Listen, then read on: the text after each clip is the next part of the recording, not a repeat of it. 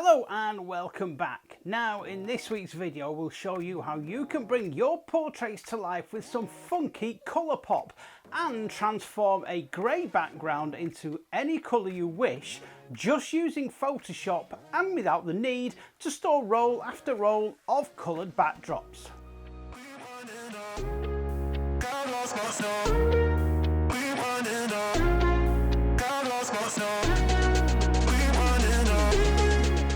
So before all the lockdown restrictions started, we had a photo shoot with the fabulous Natalie Green.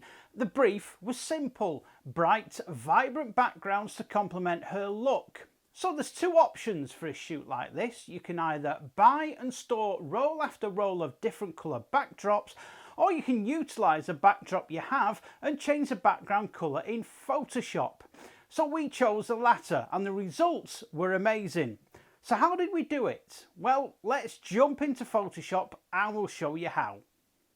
So here we have the original raw image with Natalie perfectly exposed and shot against a grey backdrop with one light position to the left of the model and at a 45-degree angle. If you're wanting to shoot images with a view to change the colour of the backdrop, I always recommend shooting on a grey backdrop. So to start with, we will duplicate the layer. Doing this enables us to quickly revert back to the original image by deleting the duplicate layer should any mistakes be made during the editing process. With the duplicated layer selected, we will go to the selection tool, the object selection option, and then click on select subject in the top right hand corner. Now this is a fairly new update recently added to Photoshop and works exceptionally well and makes the alteration of the background or the model a lot easier. So once selected, as you can see, you get the marching ants around the subject and it does a fairly good job of selecting the model, although you will have to go in and select more of the stray hairs at the back of the model. To do this, click on select a mask and increase the radius to include more of the hair. Then using the fine edge brush tool, brush around the stray hairs to make sure more of them are selected and makes the image look more realistic once the background colour has been changed. Once you're happy with the selection, click OK. Now should you find that you ever need to go back into and amend the selection, you can always go back into the select and mask and alter things accordingly.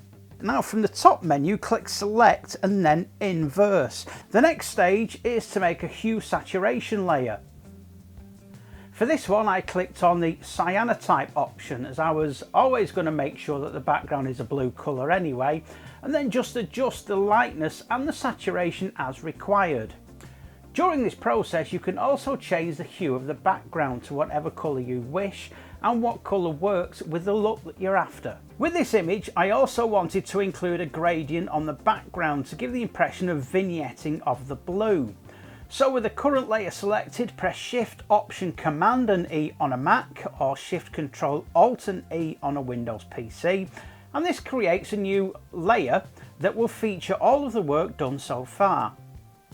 Back into the selection tools, select subject and into select a mask again. Again, using the refine edge tool, increase the radius and brush if necessary around the stray hairs again until you're happy with your selection. Then back to select, inverse and click on the gradient tool on the left hand toolbar.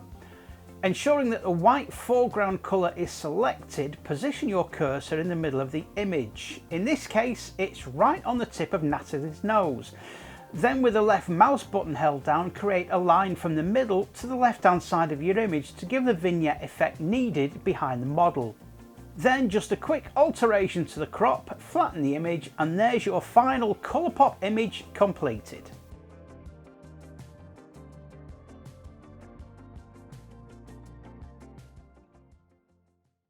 So there you go, a cheaper and easy way to bring your portraits to life and add some colour pop just using some easy steps in Photoshop, and saving you a fortune and storage space by not having to buy rolls and rolls of different coloured backdrop paper. If you've used this technique to give similar results, feel free to share your images or comment in the comment section below. And if you like this video, please give it the old thumbs up, subscribe to our channel, and don't forget to click on the bell icon so you'll get notified when our next video drops on the channel. Many thanks for watching, and until the same time next week, take care and see you soon.